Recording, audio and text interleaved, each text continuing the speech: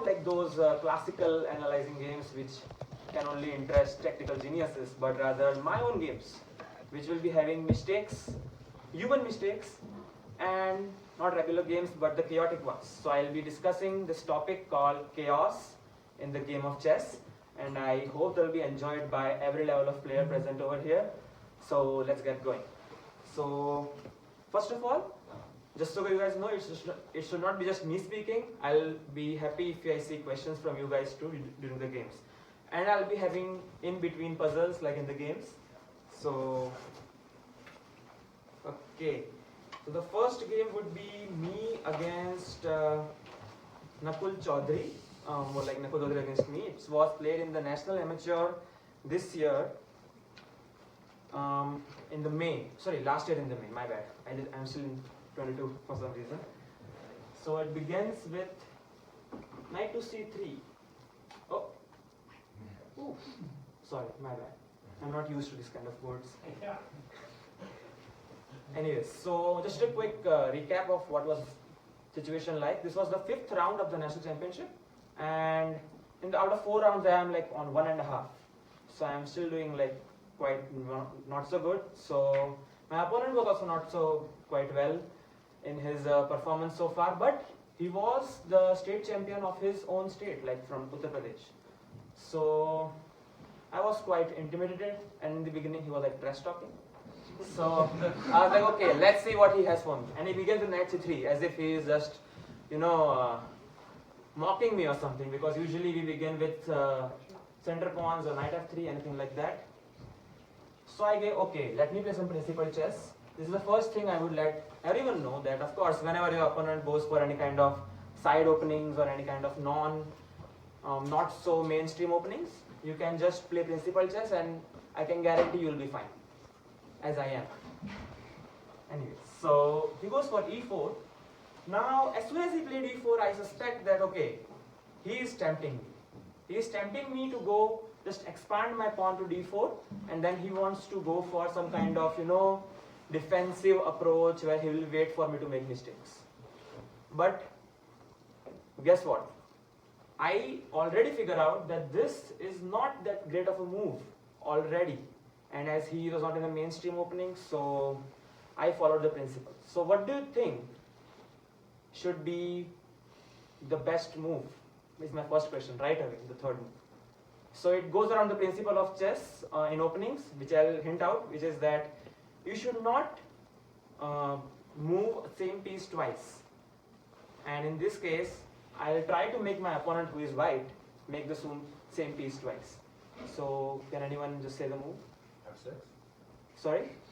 F6? Oh wow, that is just... Knight Oh, F6. sorry? Knight to F6. Yes. May I ask, how does that make him play the same piece twice? At the same time destroying his center, kind of. And he does e5. Pawn takes. Yeah, just pawn takes, yeah, simple as that. I mean, d4 also kind of makes him play knight a2 and then he plays on. It's not a bad move, I would say, but I just wanted to clear the center and have this weakness kind of thing. I don't know, just have an extra tempo in my hand. But didn't you break your own rule? Oh, it's not me white, it's black who is white. Oh, you broke. Yeah, I'm sorry. I thought I already told that. Okay, this is followed by knight f6. Now see what I'm doing here. I'm just wanting him to play knight f6 again, because he already played knight c3, he took my pawn, and now again, come. Waste another move. I want more development. But okay, I mean, he's not a state champion for no reason. He goes back because he doesn't want his knight to be captured, and that in a way also supports my idea to make his knight move once, twice, and thrice in the opening. So already you know what happens when you play principal chess, as in me as black, and where your opponent plays non-principal chess, as you just saw, just for mocking me. I mean, it's ridiculous, isn't it?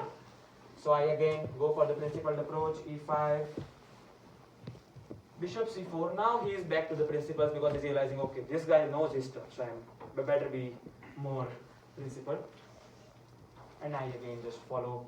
Again, this game is a kind of a miniature, so I'm going a bit slow, but you'll see how it gets crazier and crazier, yeah? d3, just developing move, opens the bishop, and now he wants to bring out the other knight, like he will bring out the other knight soon. And then I castle. Simple. Any doubts so far from my approach for the opening?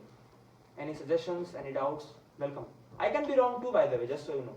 And I want this to be a conversation, because the first thing I believe in as a teacher myself, like when I teach, I believe that it should be a conversation. I would like it to be a conversation. Anything so far? Anyone? Did you think about knight g4 instead of castles then?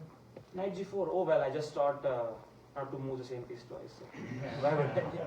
Also, it doesn't really do much, because knight g4 is simply hit by knight h3, and I don't see any next steps. Although it is a considerable move though. It makes him move knight h3, which makes his knight dumb, but it also kind of makes your knight not so good. So, and he'll soon castle. So yeah, you know what I mean. Yeah, thanks a lot. Yeah, sure. So now that you saw that he moved that same part, like that same piece multiple times, what changes in your approach versus that opponent?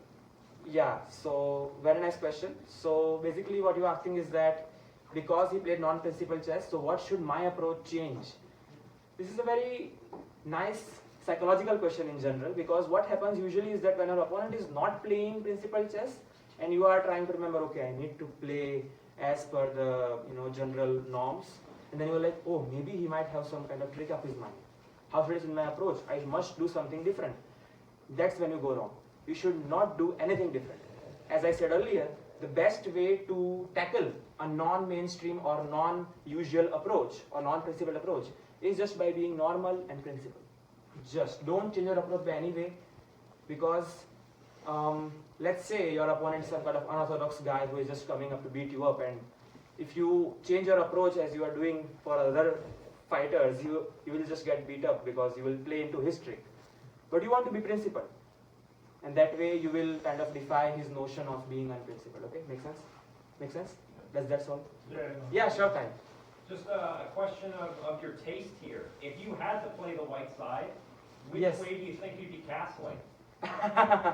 Well, that's a tricky Inside question. and be boring, or would you go opposite and try to attack black here?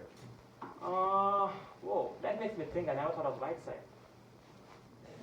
To be honest, I'll go for long castles, because it seems like black is already kind of looking towards the king side, so it will not be so wise to castle king side.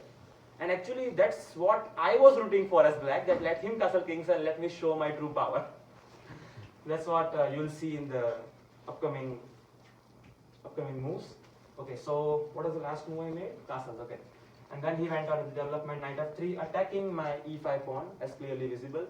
And by the way, just so everyone is clear, if anyone has any issues with notations, let me know. I will still try to point out every single square I say, okay? Just so everyone is aware. Okay. And then I played a6. I am from the beginning, I'm always this guy who is like, okay, you're attacking my pawn. So as long as I have an option to trick him into doing what he wants and gaining advantage, I'll try that. So in this case, I'm just playing a6. Seems like, oh, what a dumb move. Doesn't control the center, doesn't defend the pawn. What am I doing? Yes, Tanishq. Is your idea to play a6, b5, bishop b7? a6, b5, bishop b7. Yes, that's exactly my idea. But then that comes to the question, why am I not defending this pawn? Yes, please point out the move. Maybe a rook. Sorry? Knight will be pinned if you put Yeah. a rook. Yes, so if he takes my pawn, I pin the knight. So there is this tactics called pin, if anyone is not aware. So let's say if he takes the pawn in this case, then I can just put my rook over here, and that pins him, that pins him to the king, and that way it cannot move, and this creates weaknesses, and I don't see a legible way to save this knight without wasting moves or creating weaknesses. Do you see any ways? Do you see any ways to defend it? F4. F4. Yes. Okay, and how about I go knight g4? Knight g4 now, yes, it's possible.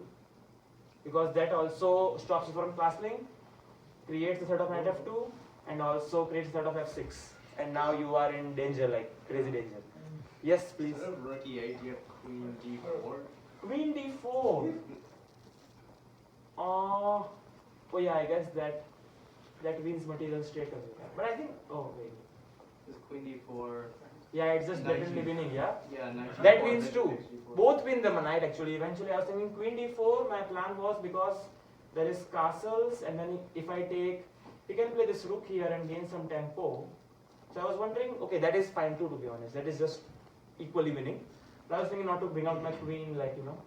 But I do understand your idea. It's a very good idea. Very nice. That did come through my mind though. I would be honest, yeah. I have a question. Yes? When the knight takes the pawn Yes? and the rook pins, when you do f4, could you also do bishop d6? Bishop d6. Okay, but I don't really see a clear way to win a full knight over here. Because in the other variation, where you go knight g4, you win the full knight. So I'll just show it up. So if you go knight g4, there is threat of f6 and there is threat of knight f2. So you can't save both threats. It's a double threat. So you by force win a higher amount of material. Make sense? Okay, great. Okay, so I'll move on to my next move. I like that you had a lot of questions, and I did expect, because a6 seems kind of a edgy move. Yes, sure. One more question. So if he takes the pawn, Yes. and then you play bishop f7, If he takes the pawn and and then you pin it with the rook, and then he plays bishop f7. bishop f7. and Oh then wait, you top it. immediately, yeah. And then check and pin attack the rook same time. Bishop c7. But Oh yeah, makes sense. Bishop f7, king f8. Take the Oh yeah. In this case, I was planning just to play queen d4 now, and now I was planning like, okay, this works as well, because now you have to castle. I take this, you have to defend this. You can't do it. Okay. Yeah, I do. Actually, this might be a refutation to that idea. Yeah. Oh, Oh, yeah, that makes sense. Although, wait a second.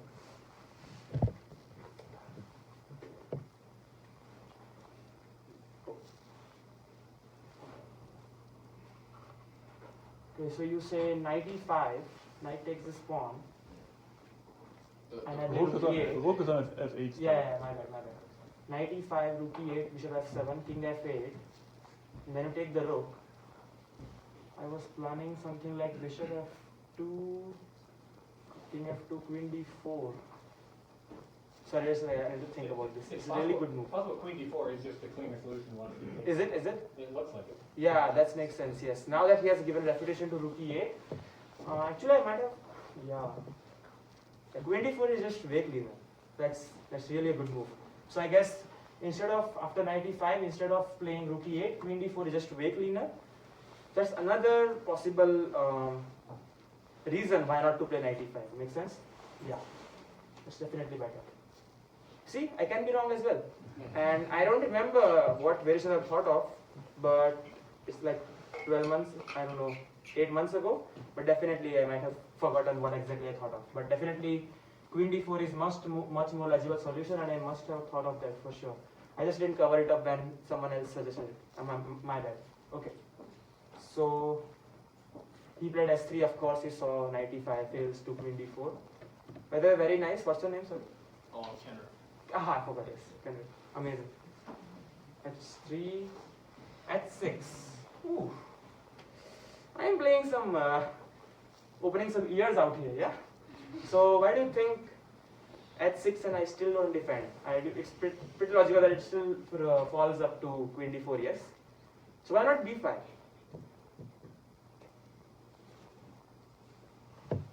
Is b5 possible, and what do you think would make the difference if I don't play this move and directly go for the idea that Tanishq said, the b5 is my original idea? Anyone? Does it look like similar? I just wanted to make sure that bishop doesn't come to g5, to be honest, just no pins.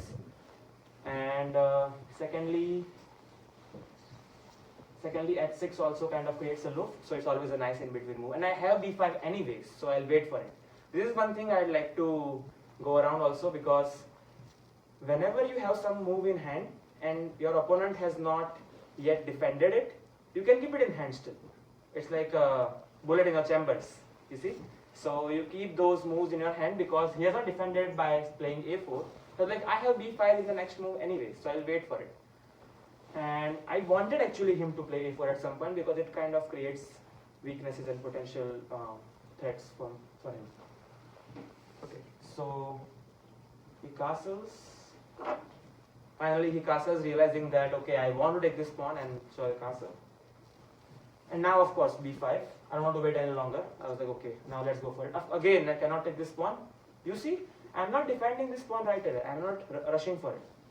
I'm like, okay, first of all, let me execute my full plan, and then I'll defend this pawn. What will happen if I first defend this pawn by playing, let's say, rook e8? Can anyone guess? You have a4 in, right? Sorry? You can put- Yeah, exactly. So now he can defend. Now he has time to defend by playing a4. Make sense? So now that I realize that no, I have to execute this move right now, and otherwise he'll defend it, and he's already castled, so I don't really have anything to play forward to. So I immediately go for this. Also because this creates tempo. Tempo is something we call as an immediate attack. So you have to immediately respond to it. And that way it gives me time to defend for this. So again, the same thing. He defends his bishop, and now I defend finally, after how many, let's say, 100 moves, I defend my pawn that was hanging from a long time. He's sweating, by the way. Okay, sorry. Queen e2. He adds an attacker, although I believe he could have gone for something like development of this bishop. This bishop is kind of left out. And secondly, you see my piece is also kind of left out over here, but I have another plan with that. This might come to your mind. Sorry, yes? So after this move, could you also do knight c6? Which move? Sorry. Knight c6, the black knight. Which move? After this move? Yes, yes. Okay, knight c6. Yes, definitely. That's what I played actually. So that is pretty much the most logical approach, because you don't want this knight to be over here. It kind of removes the flexibility option to bring out this bishop from this side. Although I don't want to, but still I want to keep it flexible. Secondly, we all know that the most natural square for this knight to be is c6, because in opening we usually take the principal approach of bringing the knight to c6 and f6, and similarly here. Okay. Why would he play queen this move, right? Yeah, queen e2. Yeah, it's kind of not usual. I do realize it's weird, because it's usually you either go for this rook e1. Sorry. Yeah, you're putting queen in front of the rook, right? Yeah. It's kind of counterintuitive. It makes sense. Yes. I believe he was going for this approach where he was trying not to extend the queens, again because he was higher rated. He was like 500 points higher than me, so like 1800 FIDE. So he was kind of not trying to extend the queens and trying to play on. So that's why I believe he wanted to play knight e4 at some point and extend the knights. And you see, he has thought of far ahead. He wants to play knight over here, extend the knights, because this knight and this knight is more valuable. So he is exchanging the more valuable knight for the less valuable, and while doing that doesn't want this file to be open, doesn't want the queens to be exchanged. I believe that must be his idea of not exchanging the queens and trying to bring the rook over here with the idea of knight e4, and now when you take, the rook opens towards the queen. Although I do believe it's not like optimal, because he should have brought out his bishop or rook, but just because he wanted to win and not go for any kind of exchanges, he played this. Sorry, please. So you're saying that he should have developed his bishop? Bishop or rook, yes. Where would he have developed it? Into E3? Yeah, I think of E3 and D2 when I think of development of bishop. However, I do believe that before developing the bishop to E3, because that's the optimal square, like here, he should have played like rook E1 and then bishop E3 just to keep it flexible. Or maybe bishop E3 straight away is also fine, I believe. Although I don't know what engine says. Or bishop D2? Bishop D2 doesn't appeal to me, to be honest, because there is no scope of it. And at least by bishop E3, at least you cancel out the bishop and there is, kind of exchange here and strengthen your center. It's much more logical. Yes, please. I don't take you too far off topic, but what do you think of capturing the pawn on a6? Ooh, whoa.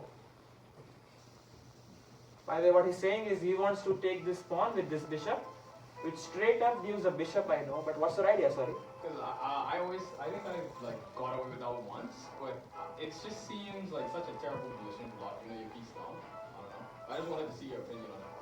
No, I would definitely not It will open approve. up the king, right? Sorry? It will open up the king. Yeah, it will open up the king of mine, but does he really have enough pieces to attack? So this is what I actually learned as myself attacking. Sorry? Okay. So this is what I actually learned by myself while changing my style from positional to attacking. So before this tournament I went to Bangalore, another city, to play this tournament, and where I was crazy attacker. Yeah, I was just attacking all over the place. But then I realized that at some point if you don't have enough resources, this is what the most valuable lesson I learned from while attacking in chess. Until you don't have enough resources, just don't attack.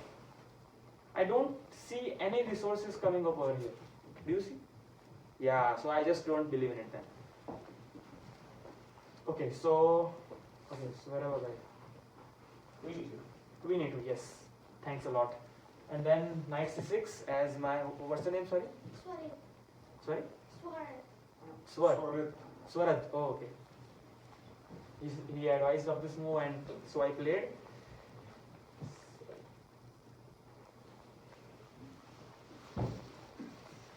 Then he went for c3. Again, I was hoping for him to develop something, because that's what, like, usually you should do. You should just develop everything and go for it. But he was kind of also waiting for me to make any commitments, because usually what higher players do is that when they don't see much chance for themselves, they wait for the lower rated players to make any mistake. So they might wait by this. But what you should do if you are in this position instead of me, just like I did, go for the best approach. Go for the best approach and punish this kind of boring moves. Although it's not like a hugely negative move, but this kind of like queen e2, c3, they compile up and make chances for you. And that's your job now, like as a black, for my job it was, to let's say capitalize on that same thing if I can, the best I can. I went for bishop b7, again just going towards my plan, no change any approach, no fear. Bishop e3, okay, he does develop the bishop finally, as I was waiting for. But now I had something interesting up my sleeve, because I have prepared every single thing. Now my bishop is now ready, knights are ready, this bishop is was ready in this position I was talking about. Everything is ready, and I had this plan in my mind from beginning.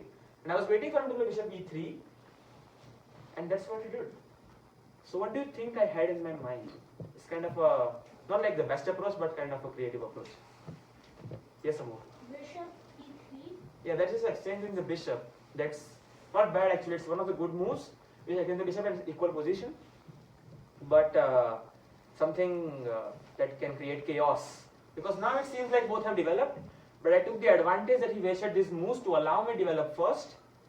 And now, because I have this position set up, I kind of had a cunning idea. Maybe. Yes? Sacrifice h6 pawn. At 6 pawn. So how do I do that? No. I am black, by the way. It's black to move. Oh, you play, but Yeah. I play white, right? The same idea as convert, yeah? I was thinking playing e4 maybe. E4, yes, there is one move. Anyone else? Anything creative. If you don't be afraid. It can be a rubbish move. I play rubbish move all the times. There is nothing like rubbish move. It's just you need to improve upon that. The only thing that comes to mind is knight a5. Instead of a5. Take the bishop. What do you think about his advice of e4? Does anyone of you think of e4 as a good move or any potential threats with that? I don't see the follow-up yet, but yeah, it would break things open. Why do you think e4 is not? Oh, okay. I think I like his knight move because you allow your bishop to Sorry, also, which knight move? the knight to a5 because Okay. you reveal your bishop along that diagonal, which Yes. adds power to that coming e4 move. So you're That's saying another knight to attacker. a5. Yeah, because it helps the bishop also be involved in that Oh, yeah, e4 but- attack. This is hanging, by the way, just so everyone knows. Oh. This bishop is not defended, Yes. and that is why I say cunning when I say cunning. Yes. What if you play e4 and then he takes your pawn and you take we're pinning the bishop, so the Yes. bishop can take your bishop and you Sorry, take sorry. the bishop. Go slow, go slow. Sorry. For e4. Yes, and e4, pawn takes he e4. Yep, and then you rook takes e4. Yes. And the bishop. Knight takes. But doesn't knight take the rook directly? Yeah, no worries, it's fine. And yeah, that is kind of right there. It's very close. Yes, Could you do knight d4? knight d4. What if he? Okay, you want to? If he takes, you want to take the pawn, yeah? Yeah, And then pin the bishop. Yeah. Makes sense. Very good. Yes. You push e4, and then they take with the pawn. Yes. Then you take with the knight, Yes. defending the bishop. Yes. So if they take with their knight, then Yes. you take with the rook and pin the bishop. Yes. Is that? You are almost there, but in the last move, what he is saying is that, by the way, e4 is what I played. Although I do appreciate that you advised knight d4 as well, because knight d4 is kind of a good move, because if he takes, you just take, and although I do believe it is just equal position afterwards, because at the end of the day, this pawn takes and you take. Oh wait, let me see of this variation. What he's saying is that if you play knight over here, attacking the queen, and if he takes, then you can just take with the pawn, and this way you have like a triple attack on this bishop. This pawn is attacking, bishop is seeing, the rook is seeing over here, and there is no way to defend this without losing a pawn, at least. So that does work. That is a very nice move. Although, what can be a possible refutation to this? Anyone? I do see a refutation. Yes? C takes d4, e takes d4, queen Yes. c2. Queen c2. Oh, doesn't it still give away the pawn? Yeah, it does. How does it help? So like, once queen c2, d takes e3, queen takes c5, then e takes f2, then rook takes f2, then queen takes a3. Whew, wait. So, So then I think we need to show this up. It's a very nice idea. queen takes c7. Sorry, if you take and then he takes, Yeah. then you go queen c2. Can you just repeat it again? Yeah, queen c2, then d takes e3, Yes, then queen takes c5, yes. then e takes f2. E takes f2. This is just Then piece rook up for takes white, right? f2. Yeah, rook takes f2, then So, It's a check. oh yeah, sorry. I'm just resetting the board. Yeah, it is a piece up for white. That should win for white. So that is definitely that's what I the. So you mean to say that a knight move is not is giving advantage? Yeah. But it is quite far to see this. You need to see all the way to queen c2, and then the fact that the queen attacks the bishop and it is not defended, and it gives time for this bishop to move. So what he did that was a tactics which I like to call as deflection, or let's say simply hanging pawns. Hanging pieces. So there is this concept which I abbreviate, which is abbreviated as LPDO, also known as loose pieces drop off. I think it's quite a famous concept. It looks like drugs, but it's not. John Nunn. It's Sorry, from John Nunn. John Nunn, yes. John Nunn is the one who introduced that. So the thing is, when you get at d4, takes, and now we see that this bishop is an attack, and you cannot defend it really because it is pinned, and you cannot remove it from there. So what you do is you see his bishop is attacked. Nowadays, what Gotham chess calls is at danger levels, or LPDO, the same thing. So you see your bishop is an attack. Okay, I attack your bishop. Sorry. While like kind of letting you take my bishop. So that way you still win a piece and not give up your bishop without taking his bishop. So that kind of ensures peace up. That's exactly the refutation. Again, very nice, Tanish. At least guys, if you can't clap, just like this. Anyways, yeah, so I played e4 based on that. I kind of might have thought of that, I don't know. But I played e4. He took, which is the most logical approach. Because the thing is, if he takes the bishop, I was kind of ready for it. I'll take the knight, and then the thing is, the bishop is very strong over here. So if he takes with the queen, I was hoping for knight a5 and something along those lines. Make sense? Okay. So he kind of played into what I was thinking of. He took the pawn. Of course, I took it back. Quick question. If he takes the bishop over here, what shall I play? Yes? I think you go knight takes g3, and then you get a rook. Amazing. So one of the other friends just said that if he takes the bishop, you take it back and you attack the queen. That does equalize the material, but don't you think knight g3 is just better, as he said? Does anyone agree? It is, right? Yes? You get a free piece of knight g3, right? Yeah, exactly. You get, I think you are exchange up in that case. Yes. Takes, and then rook takes. It's In exchange. so what he's saying is, what I was saying is, if he takes the bishop, instead of taking it back and just equalizing, which was the original idea, in this case we have a move like knight g3, which we discovered attack, it's also called, where you attack the queen and the rook. So he has kind of no choice but to give up the rook, and on the way you also took the knight, so you are kind of exchange up instead of just being equalized. Make sense? Any questions in this variation? Okay, makes sense. That is the reason you can't really take the bishop over here. So my bishop is still over there, it's alive. And you will see how these both bishops will stay alive and will be the killers for the rest of the game. They're gonna make their way through everything. So of course he's kind of forced to take the, yes? What, are you gonna play rook d1 to attack the queen on d8? Are you gonna play rook d1 to Those are the keys, black. Sorry? White. Is Mean it- white. Could white also play rook d1? Yes, he can. It gains a tempo for sure. But okay, I can still take knight g3 because it's an in-between move kind of. Yeah, see, it's very interesting now. It's getting more and more interesting. So rook d1 attacks my queen. What's the natural instinct? Knight takes. Anyone else? Wait, I'll ask anybody else. Anyone? Wait. Sorry?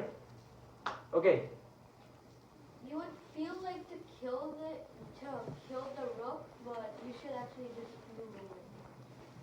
You were actually just, sorry? The queen should move away. Yeah, okay.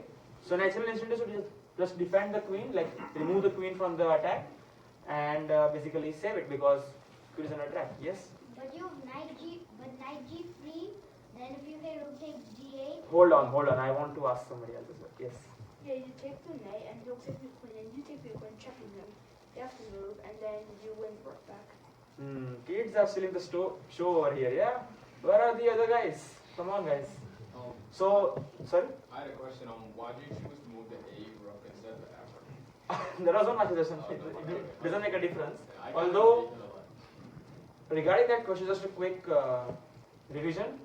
Whenever you want to bring the rooks in the open files, you rather prefer to bring out the A rook towards the D file and the F this side rook towards the E file, because you see it is more optimal to bring this here and this here, because eventually you want the rooks over here and not like this where you bring this rook over here and now this rook has nowhere to go. So you want to make a rook move in a way that the other rook feels comfortable. Make sense? Okay.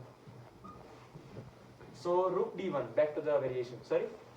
What would happen if queen moved to d3 and then the knight on g3? Sorry, Kill- queen, this queen, right? Yeah, But when? Right now? yeah. So Can you tell the line? So right now rook is on D1, it's attacking the queen. well, not now, but like Here, yeah, queen D3. yeah. No, it just comes under the attack of queen, yeah, so it just hangs. Okay? Okay, so let's continue on the rook D1.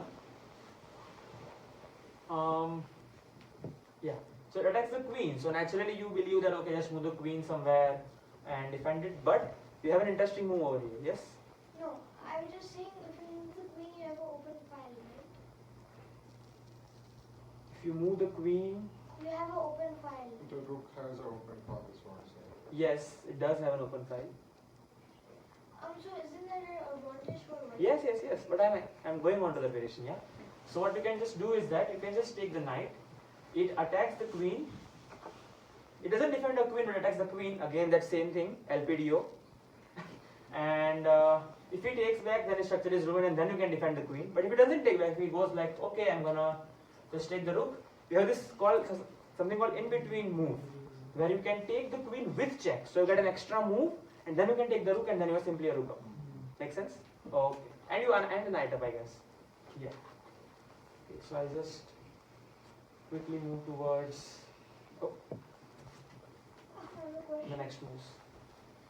So after rook d1, knight takes g3. When you take the f3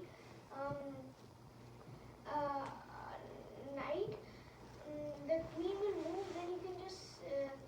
Oh wait, no. I was thinking of bishop takes c5. Oh no, it doesn't work, yeah? Yeah. Yeah, okay. Okay, there was a mind game right now, so sorry. So that is clear, right? Rook d1 and then here the in-between move. So he took, I took with the rook.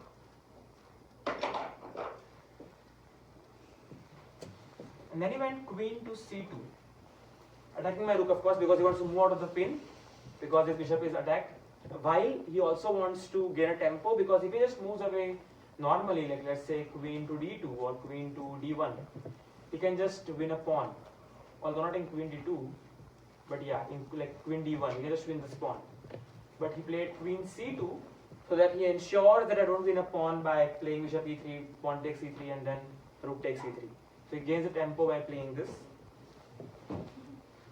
So now I unleash my power of developed pieces. Anyone? Knight to e5. It defends the rook.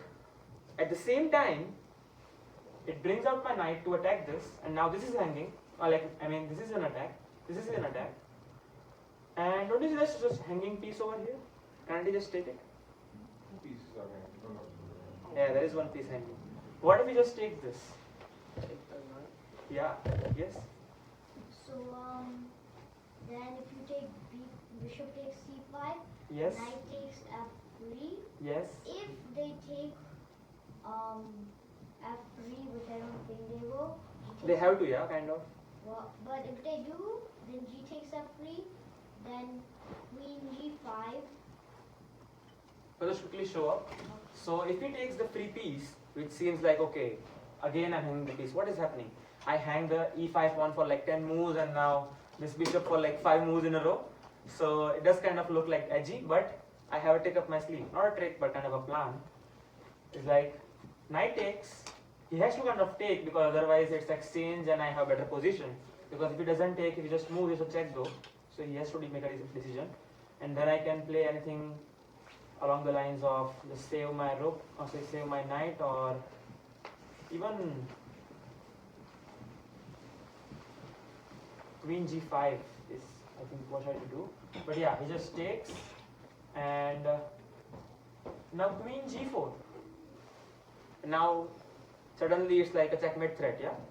How can you save this? Okay, you come here, here, 2 threats. You can't save both. The thing is, Rook e2. sorry, What if rook e2? But rook e2? yeah, but queen. No, but just play this, yeah? Rook e2, queen e2. Yeah. Rook e2 actually queen e2 even works, doesn't it?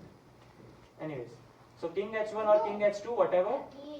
I just, if king h2, then I had this thing, and then whatever he plays, again, just take this pawn and then followed by rook g4. There is kind of a checkmate threats over there, a lot of checkmate threats. So king h1, and then still I have rook over here, and now I can take this pawn while doing the checkmate threat. Also I can take this pawn and having checkmate threat. So you cannot defend both. Anyone has any doubts with this kind of threats? Okay. That is very clear now that you cannot really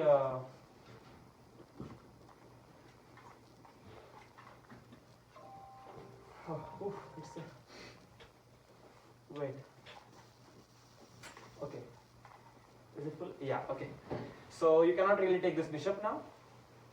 So Queen to c2. oh, sorry, my bad. Yeah. So he just takes the knight again, because what else, yeah? And I take this. Now here again it's kind of equalish because it's kind of everything is exchanged, and he can just take this bishop and it's an exchange, and it's not really a big thing. The chaos is all settled. But my opponent is hardened again, so he wants to play for the win. So he kind of goes for the non-exchange variation where he goes like bishop f4. Seems natural? Any problem with this? Anyone can see any problem? Because this is where the game kind of closes to the end. Now in 3 moves, the game was finished. Not like checkmate, but he resigned. A lot of silence over here. Anyone? Just try anything. Queen d5. Queen d5. Queen d5 just renders the queen. Oh. Anything, it's fine. Even I've rendered the. E4. Sorry? Bishop E4. Bishop e4. Okay, that gains the tempo. Very good. But Queen h4. Queen h4. Okay. What's the idea? Take bishop. Win the bishop. Queen h4 win the. mate. That's not right. Which mate? The rook. It's not for the rook. I just hang the rook, yeah? Yeah. I think your rook's in danger, so I think I would protect my rook by moving him. Yeah. Rook But you h5. see, if I. Sorry? Rook h5. Rook h5, yeah. That's one move. There is only one move winning though. Only one winning move. And I saw this idea right when I played knight d5. Or actually even before that, because I was thinking that is the most natural sequence that he'll go for. Queen c2 and an exchange of knights. And I already had this in mind. I was waiting for him to play some unnatural move. And he kind of went for bishop f4. And I was like, okay, now is my chance. And I gave this hint before. These 2 bishops are going to be deadly. Rook g5. Rook g5. Exactly. Amazing. So, rook g5 hangs the rook straight up. Does anyone realize how deadly it is? It's super deadly. When bishop takes the rook, Yes? then queen takes the rook, and I don't think there's any way to stop the checkmate. Wow. What if he plays g3? Then you can do queen h5. Just take the pawn. Yeah, You take the pawn. You can just take the pawn because his bishop is deadly. Oh yeah. And it's ready. What if he plays g4? Then Okay, I'll go around that. So it's obviously very natural to take this rook. First of all, let's cover what if he doesn't take the rook. I'll keep it really quick. I'm nearing the end. I'm sorry. bishop g. So if he doesn't take the rook, let's say if he plays anything else, whatever he plays, let's play a blank move. So my idea is to take this pawn, and then this bishop sees everything. So there'll be a windmill, something like windmill, because it'll be like this. Also actually checkmate simply because there is a check now. We have to defend it, But what and if, now I just take and it's checkmate. what if when rook g5, then you play g3? Just a minute. And if rook g5, g3. g3, I'll cover that.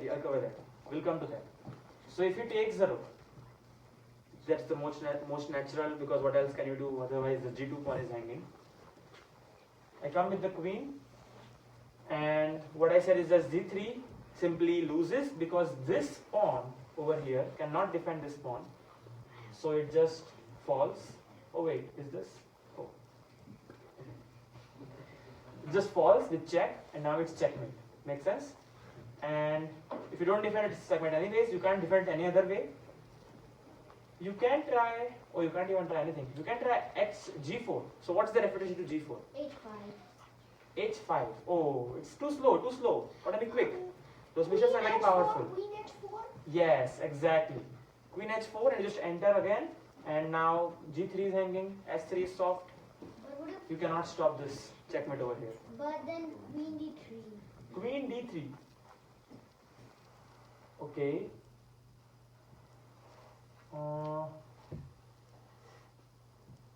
Yeah. I guess rook d1. Then that's a free rook.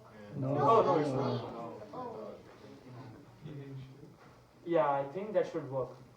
Does it work? Because amazingly, queen doesn't have any of the skirts on the rank. Wait, g3. Queen g3, queen g3. Oh, yeah. This bishop, deadly. Then you just play g3 or do it. F3, this bishop takes. No, E3, this bishop takes. Oh. Here, queen takes because this pawn doesn't defend the square. Yeah. Again, because this bishop is looking at the king. Yes, Amol?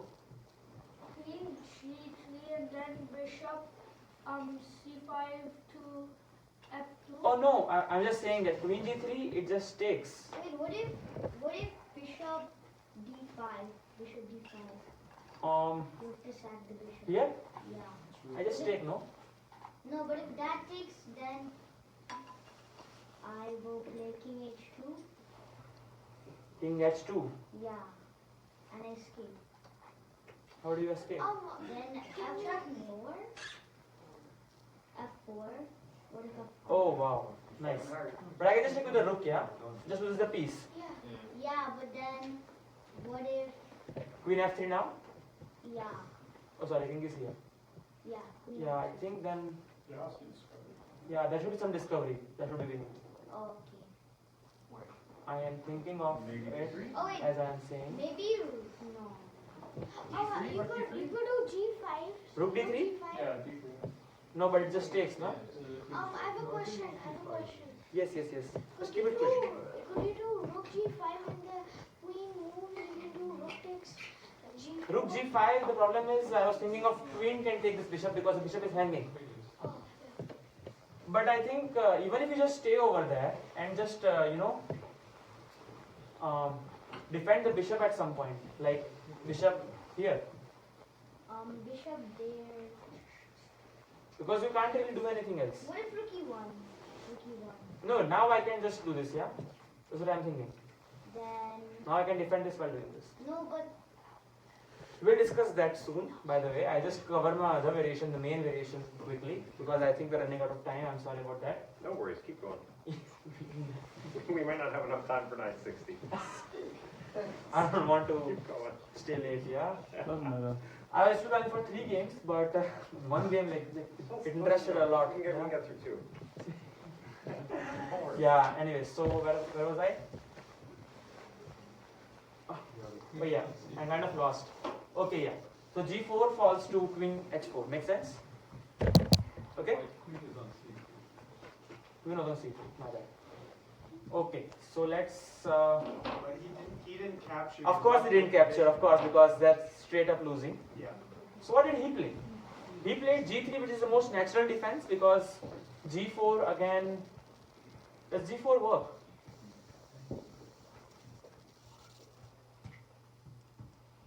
Does g4 work? no, Why? because you can do rook takes g4. Oh, and then? Then when the pawn takes, you can Yes. do queen h4.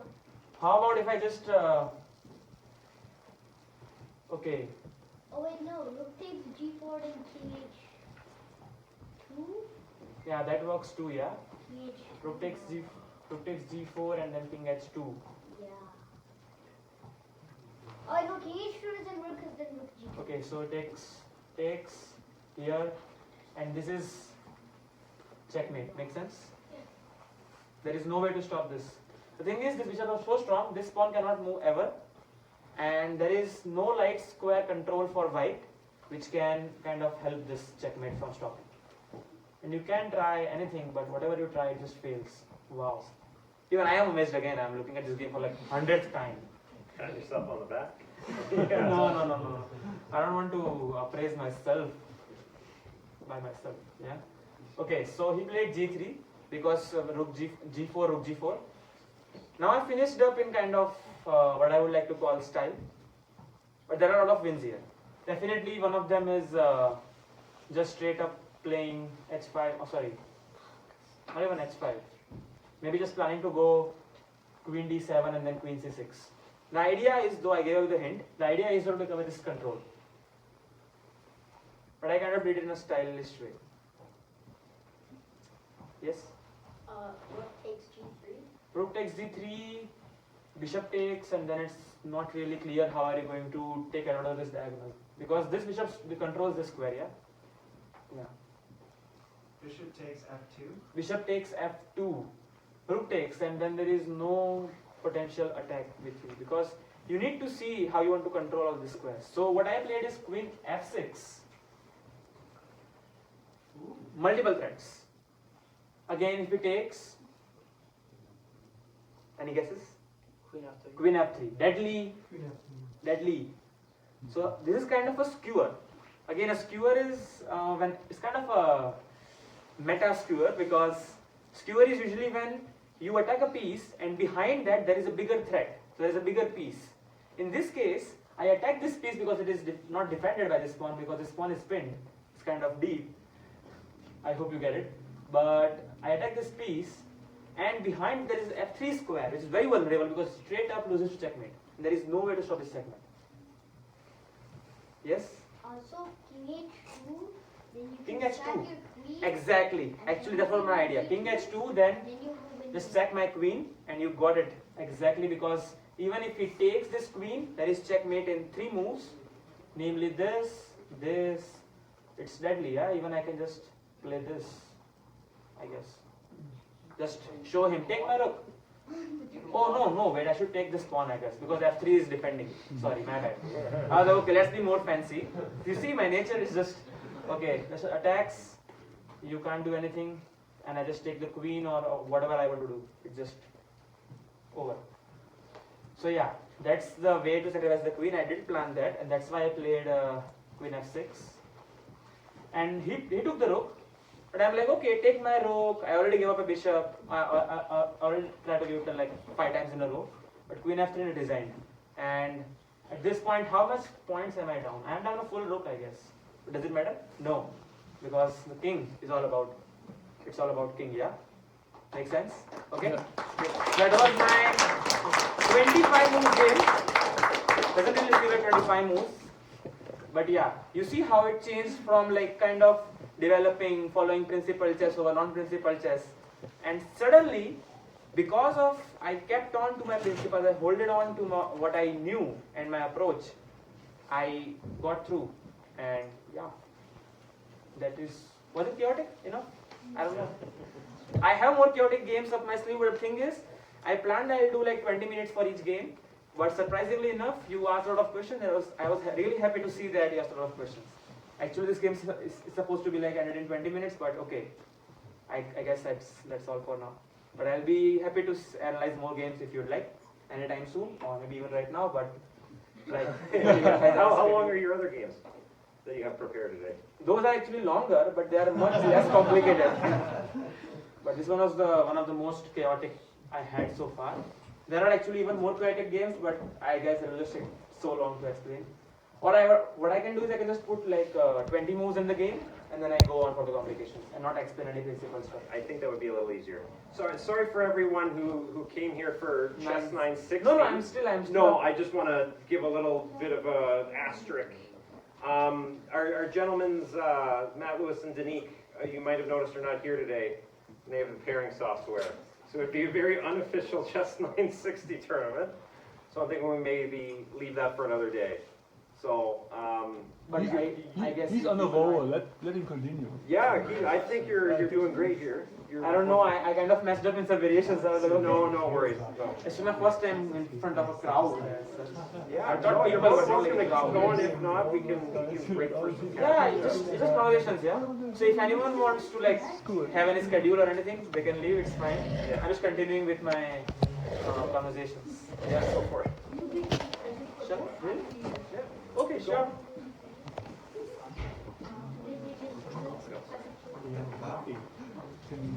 If you guys allow me, I'll just cover one more game, and then I promise I'll leave you guys.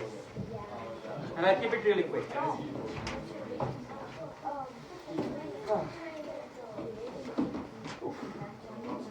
Oh yeah, sure. You want to leave? Yeah. No, I don't want to have a meeting. Yeah. No, this is Kowski. Sure. When are you doing I don't know, I'm not sure. This I got like in 2 months. I had to ask in 2 months. Yeah?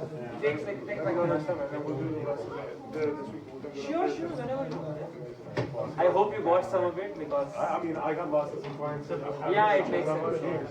But and there's sometimes I learned a bunch, especially from the beginning when you said about I thought that was amazing.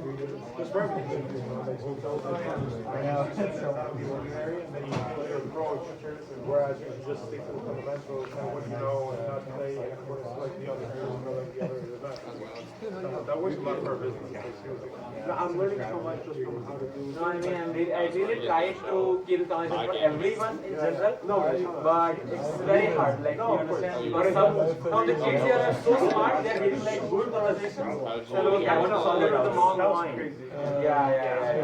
And I actually go eventually. Yeah, I'm sorry. Yeah. Okay, have a nice day, buddy. I wrote a little bit in my I'll just call points this of for sure. points. I'll just call this one. I'm still provisional. Can I? I don't- Yeah, please tell me. But after this one, I saw I was plus 12. Yeah, we were watching. Yeah. That was like a crazy game. I talked with my coach about this and think, I cannot see this. I said, I know, it's so embarrassing. And by the way, guys,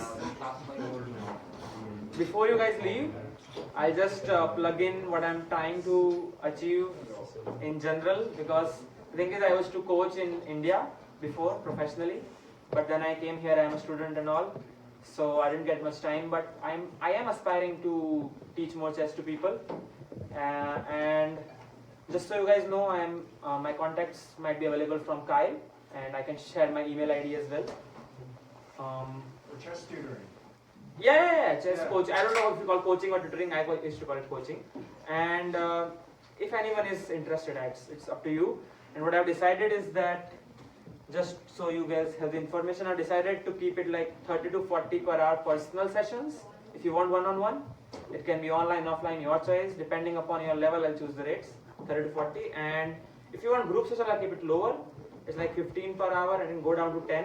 Depending upon the length of group, given it's minimum 3 people in the group. And this is what I am deciding, because I saw a lot of other masters to keep rates like up to 70 and all for personal and 30 for group. It was like crazy for me, so I was like, okay.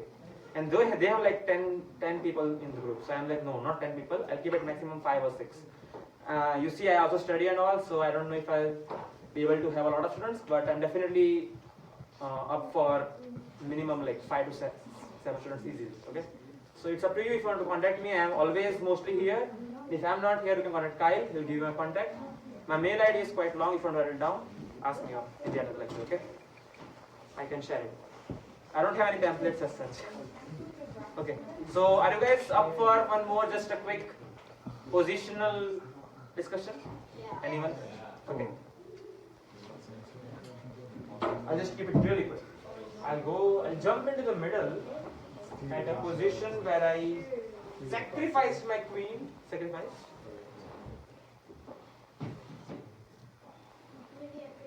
By the way, how do you guys like my game, the previous game, and my presentation? I tried.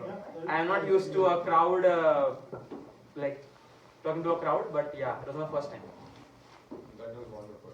I did teach kids and a lot of players, but it was like 5 to 6 or maximum 10. This is like, wow, it's amazing.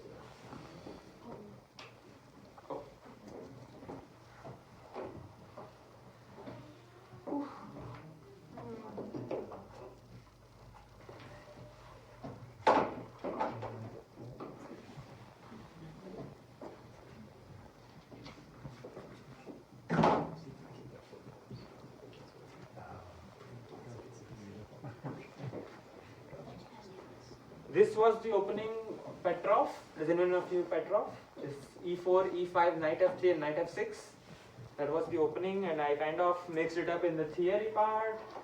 So yeah, that was a actually worse position for me. You played until a point. I was black again. Somehow I keep getting this position from black, but I'm worse, and then I somehow turn it around. Oh, knight. Ooh. Is that? Oh, the rook is on B1 for some reason. Oh yeah, I remember. He tried to trick me into playing B4 immediately, but I was like, no, A5. Yeah, that is the position, and it's white to move. He played rook E1, and you see I'm kind of very passive. And at this point I was a little like, okay, what should I play? How should I develop? And stuff like that. So I played knight f8, just trying to, kind of get my way through it. And he kind of lashed out. And that was very natural, because knight f8 is indeed a mistake. It kind of makes my position even worse. It's already very passive. So he lashed out with g4, and it's very logical why he would It's kind of now I'm afraid. What am I? So g4, I'm like, okay, his king is weak, but I don't have anything to attack, and he has g5 coming up, so what do? I can't really do anything. So let him play something. I'll see, I'll figure out. So I play knight g6, and it's getting even worse for me. The computer says I'm already probably lost by this point. I didn't know that on the board. I was like, okay, let's see how he comes up with a plan to attack me. I'm usually used to be the attacker, so I'm not used to be the defender, so let's see how it goes. And this was just a quick recap again in the month of June last year, and it was in Pune. Pune. Yes, it was in Pune. It is in Maharashtra, another state of India. Mumbai.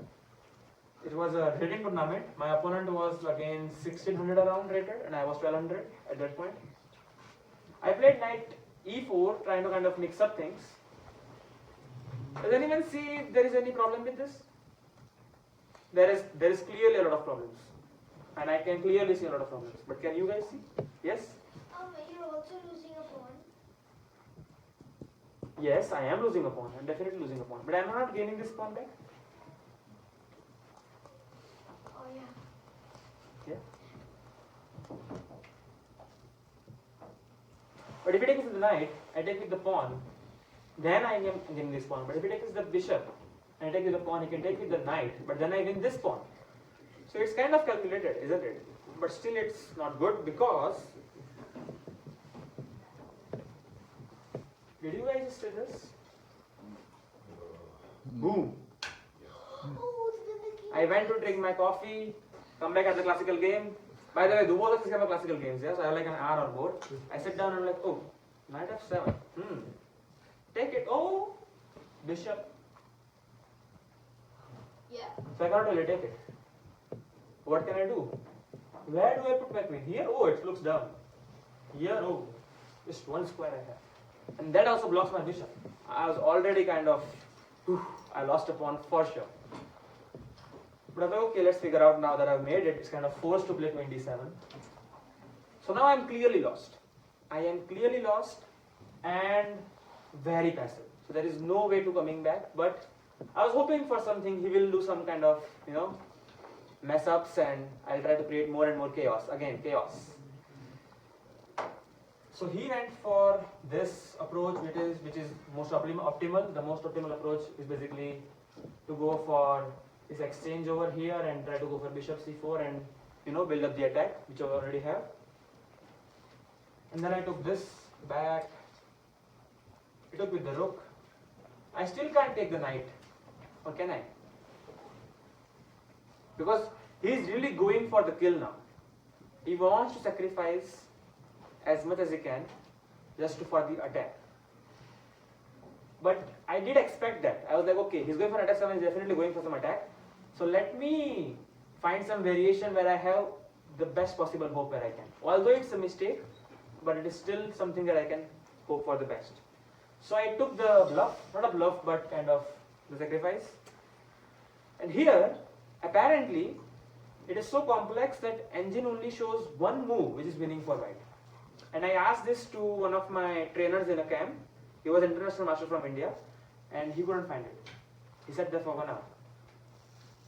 And we were like this group like this, and we were learning from him, and I asked him to recommend the move. And you see all the discoveries of bishops.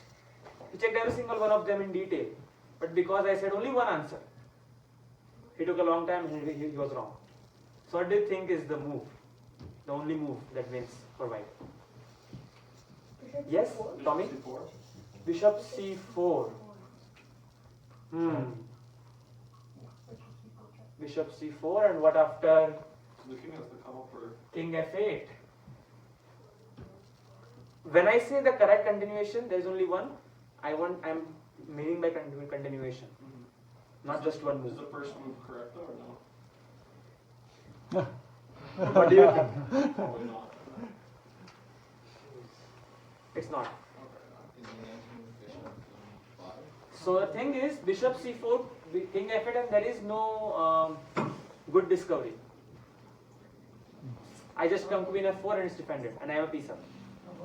But actually now you can go see bishop e6 and you pin the queen, right? Wait. No. The other bishop. Oh, bishop a6. Yeah, now he has to go on a dark square. Surprisingly enough, that's what my opponent played. But I'll explain to this why it is kind of not the optimal way to go. Because I'll just take the bishop. Oh. You take and I take the rook because now I have a 2-piece and a rook for a queen, and there is no potential, like you don't have enough bishop and a queen. You cannot checkmate my king with that. Make sense? You still win the queen. What was? Sorry? Bishop e3. You still win the queen, but you gave 2 pieces and a rook. So, I mean, it's not like lost for me now, no more. And also, I have some hopes now, if any. What about bishop? Yes, Tommy. Bishop d6 in this position? I'm sorry, I'm just confused with what was the position. Was it this one? Yeah, this one. In this position, what do you want? Bishop d6. Bishop d6. That's what I said, right? Just take. No, the dark bishop. Oh, sorry, my bad.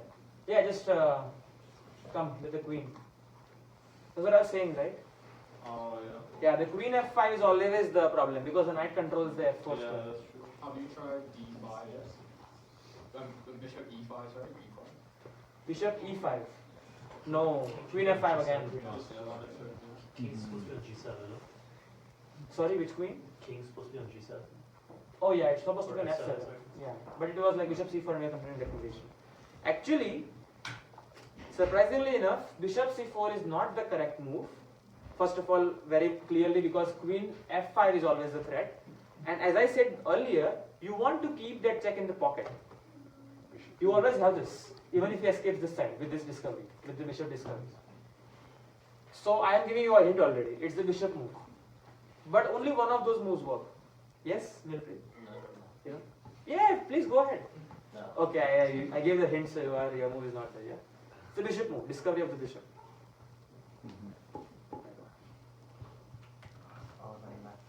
Sorry? Yes? Is it bishop d6? Bishop d6. No. Bishop d6, I just move over here.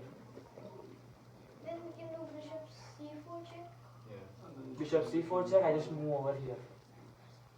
I know it looks kind of counterintuitive that how is it not good for white? It is not. It's actually losing, if anything, for white. Because this bishop is hanging, you have to exchange it, and you are a piece down already. So you can't really do anything. Shall I come to the move? It's a very engine-like move, not easy to spot on the board. It's actually bishop g3 check first. And there is a very subtle reason to this move, actually. I figured out. None of these moves work. You'll say if this discovery works, why doesn't this or this discovery work? The thing is, this discovery blocks the rook path in a deep variation. This discovery hangs the bishop, this discovery hangs the bishop, this discovery hangs the bishop at some point in the variation. This discovery is just a safe move, keep the bishop safe. The same variation goes ahead now. Bishop c4, king h8, and now there is this amazing queen f7 with the threat of queen takes g6 because rook h5 is checkmate. But you will say, oh, why not queen f5 now? Why not queen f5 now? You said in bishop c4 queen f5 was issue. I already gave the hint. Yes, Tanish? Yeah. Look at 4. Exactly. Now the bishop is on d3 already, rook f4 does work because it's a discovery. Or you could play rook takes e7. Oh, actually just win the queen by force, yeah? Makes sense. Rook takes e7. Anything. Both of them win the queen. So is that very deep enough? I don't know. It was very amazing for me to find out that bishop g was the only move. None of us found it on the board, not in the variation itself. My opponent discussed with this and he was like, okay, I can't really find this move ever in my life. So I forgive myself for that. And I went queen f8 and at this point realized that none of the discoveries of the bishop work because of queen f5. So he went for the most human approach to win the queen, as everyone just said. And I was like, okay, I was ready for this. And that's my best hopes in the game. Because already I was like kind of lost. And now already it's equalized, actually, as per the engine. But it was still quite hard for me as black to kind of manage to come back in the game because he is very active. But yeah, at the end of the day I had 2 pieces on the rook for the queen, so it should be helpful for me, right? Oh, you're down a queen. Why don't you just give up? Oh, well, that's not why I was here, right? I was playing for the win. That's why I say if that would have been said to me like a year ago, like 2 years ago, I would have said yes, definitely, queen down. But at some point in chess, I believed in chaos and the complexity of the game when you really make it complex and really fair to calculations. And from that point onwards, I really believed in myself that okay, no matter how lost I am, as long as there is a chance to make this game chaotic or complex, I can figure something out. If you count material, I mean, where are we? So we are Oof, 14, I have counted material, 15, 16, 17, 18, 19, Oof. 21 for white. 3, 2, 5, 6, 7. Oof, 2 and that should be 6 and 16, 11. 19, It should be equal. 19, 21, 20. No, black is actually better material-wise. Yeah. How Black is it? actually- 5 and 7. So it's Maybe 2 10, pawns. 10, Rook and 2 bishops. 16, 6, 11. It's 19. equal. Okay. Oh no, I'm better. Yeah, I have 2. No. Oh no, it's equal. Yeah. It's 2 points at disadvantage, Yeah. and same but I have 11 points for this queen. So it's 2 points equalized. Queen is 9. Queen is 9, it's 11. So difference is 2, right? And I have 2 points disadvantage. 2 points. Okay. Good. Yeah. So, but yeah, close. Yeah, it's equal. Close to equal. Yeah. Yeah. Material-wise. But it's quite clear that white is kind of more active than me. But you have 5 pieces, he has 3. So that's another thing. Yeah. So that's what I was hoping for. So that's what happened actually. And that was all because bishop this was so hard. And he literally told to me he calculated all these moves and they didn't work. And he didn't calculate this move because it was so stupid. And turns out it's the best move. Okay, so now this game gets quite interesting because now he as an attacker, he was an advantage. He was like, oh, where did my advantage go? Suddenly I'm like equalized. He goes for some kind of setup where he wants to take the advantage. And by the way, from now, every single move is an engine move from both of us until a point I'll tell them. Not that we cheated, but just so natural moves, you know. So he attacked the bishop, and then I came over here, trying to take advantage. All this through, my whole idea was that if I have any hope, my only hope is that this doesn't have a light square bishop. So I take the advantage of that. So I wanted to plant my bishop here anyways, and he kind of helped me in that. He didn't know I was playing that. Secondly, I know this theme, I don't know if you guys know, but whenever this bishop is in here, you can bring the rook at any time over here when this rook is not here and try to go for this checkmate.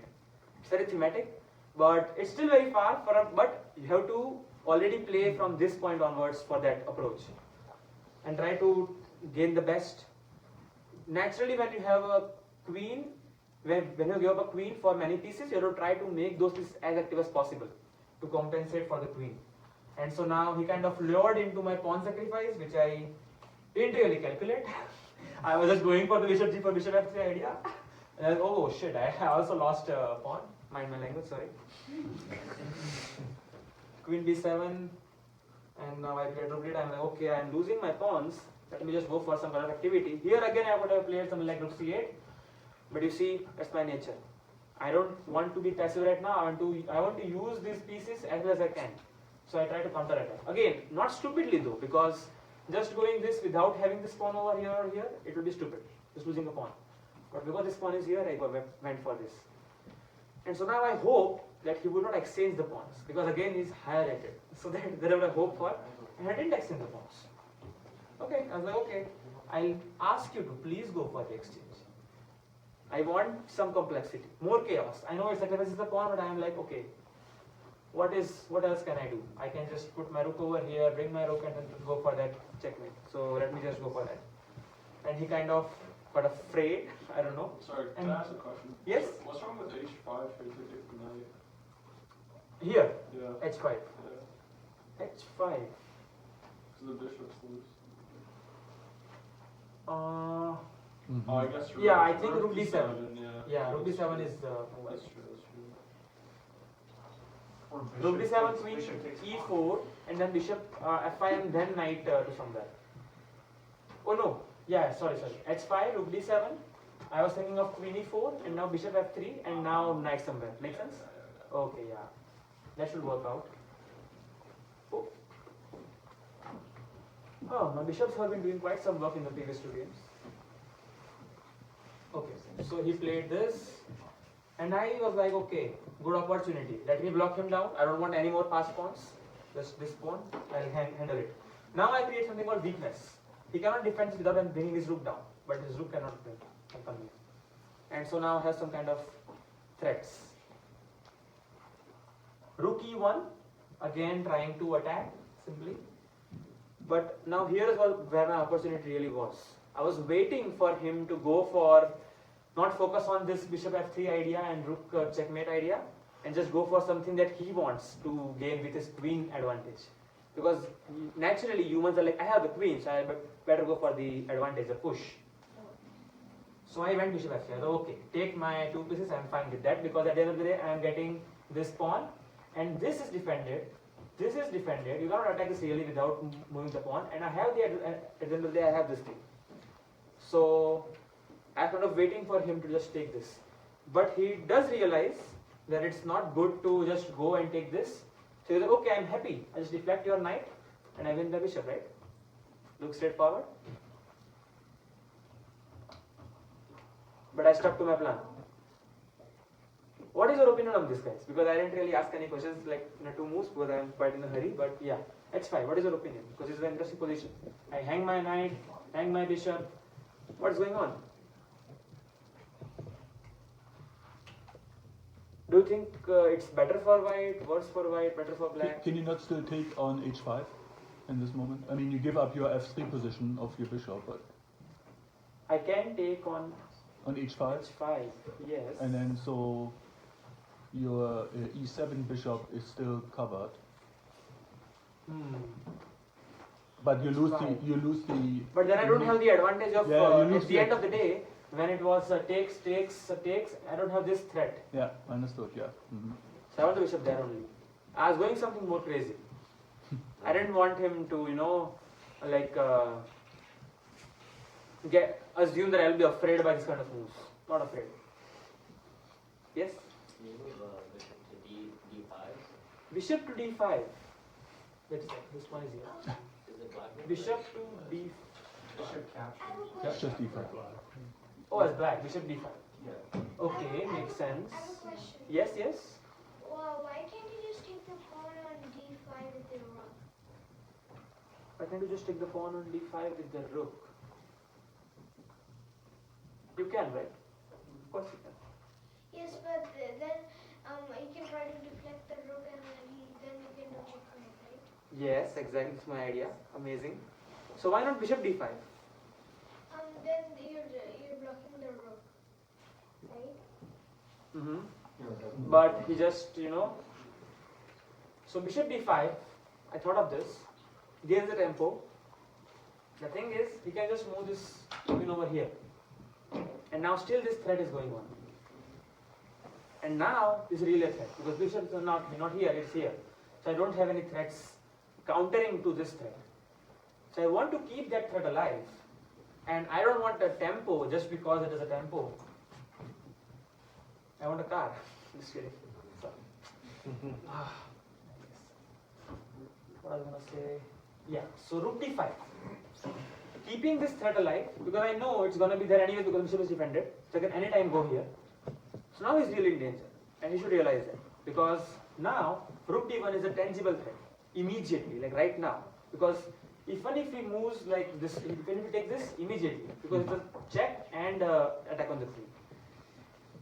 So at this point, he's figuring out that, okay, now it's the danger. So he takes the knight anyway. So like, okay, I can just play rook d1 and then attack his queen. But he thought, okay, if he plays rook d1, I just play queen e7, defending this queen. But that was not my idea after all. I had another idea up my sleeve.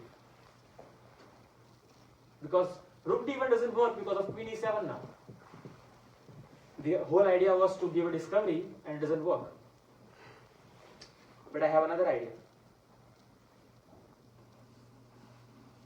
And this is still equal, by the way, as per engine. I don't know why. Rook e5. Rook e5.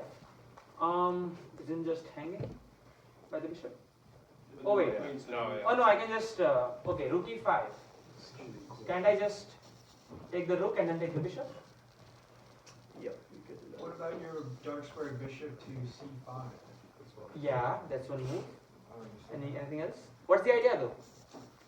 To Pin the pawn. to attack that pawn on f2 and actually pin that pawn to the king, and then you can move your rook to g5 afterwards and attack that bishop, and now he's not that pawn is pinned.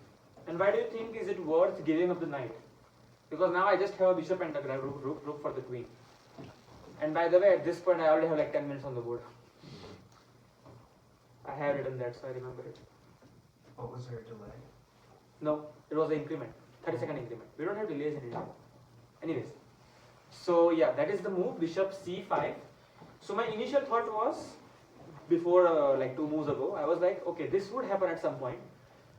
But this would only work if I don't allow him to take this bishop.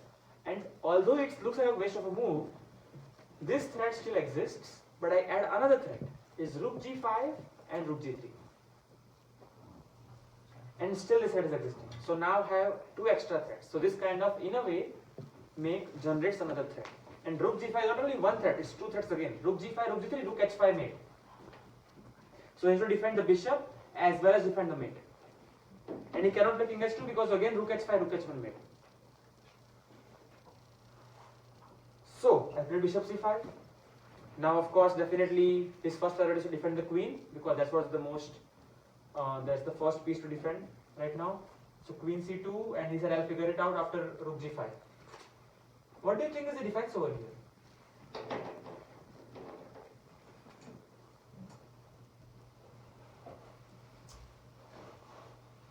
You could take, no.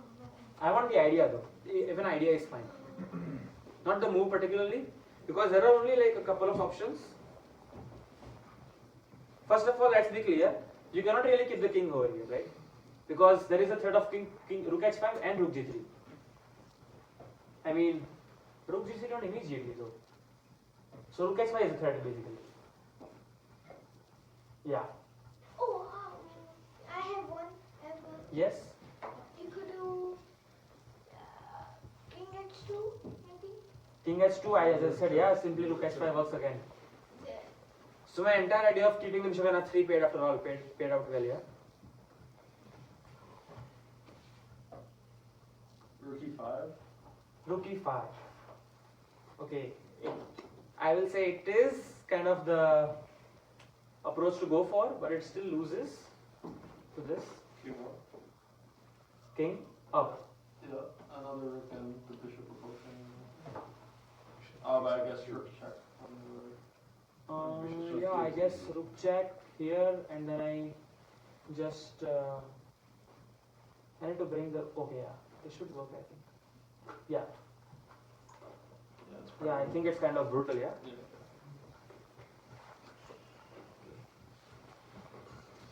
So I'll just quickly show the solution. So your idea was correct, although the thing is you have to play king f1, it's a must. And now, after rook h5, it seems like you are gone. Surprisingly enough, you have this move bishop h2, and after like, wait, bishop h2 did work? Let me see. Even I'm confused now, wait a second. Yeah, bishop h2 does work. Yeah, bishop h2 does work. And then after the move I played bishop g4. Now their idea does work, is this one. Actually, no, there are 2 moves, rook here and rook here. Both are valid. They both work. Although this is quite more optimal, but yeah, this is the best. This is the best too, I mean, sorry. So basically the idea is to save this square for the king. I'll show you why exactly that's the idea. We are nearing the end of the game. Just hold on for a sec. I'm messing up with the pieces. Oh gosh. Okay. Okay, so it's very clear now that you have to move the king to f1. Makes sense. And I play rook h5, bishop h2 forced because there is no other way to stop the mate. Makes sense, right? Yeah. This rook h1 is made and you don't have any way to stop. So bishop h2, and now I pull out my trump card, bishop g4. And how do you stop this? And he's afraid. He's like, okay, what do I do? Because he can't play this. Why can't he play that though? The rook check on f1. Yeah, rook f1, and you see, it's mate again. Bishop is playing the, what do you say, sinister role? What do you say? I don't know the proper word for it. But yeah. So as I already revealed, you have to remove this rook compulsorily. There is no other option. What he tried, my opponent, is something like bishop e5. That's what he tried. He was like, okay, I cannot stop this, but there is no mate immediately, is there? There is to make a discovery where he will win the queen, but I am still a piece up because he will still be a piece up. But after rook f2, king g1, there is only one forced win, and that is mate in, I don't know, 3, I don't know the number, but it's forced mate. And I found it on the board, and luckily my opponent did allow me this time to checkmate on the board. I got it. Yes? You do rook check on h1. Yes. The king takes on h1. Amazing. Then the bishop check on f3. Yes. The king goes to g1. Yes. The rook goes, the rook on f2 goes to g2 check. Amazing. Then the king on g1 goes to f1. Yes. Then you do rook g1 checkmate. Amazing. Wow. It's like, I don't know, 4 move sequence, 5 move sequence, so it's not so easy to see at every level, but yeah, it's amazing. And that's the exact idea I went for. Rook h1 sacrificing the rook. Not really sacrificing, just going for the checkmate. Check. King g1 forced, everything is forced right now. If you go over here, this is checkmate, any rook move is checkmate, except f2. And if you go here, this is very easy to not see because everyone is like, okay, I just play this king f1 and there is a check perpetual. No, rook g1, this square is defended by the bishop and all these squares are gone. So it's checkmate. And how much time did you have left at that point?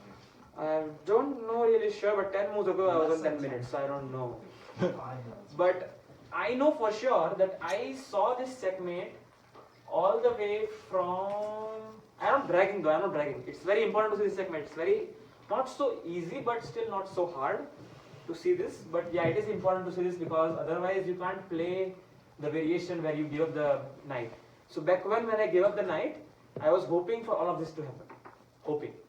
And the reason is, king f1 is quite obvious to see, right? How many moves ahead was that? Did you see that? I don't count that much. Wait a sec. Let me see in the computer itself, it shows better.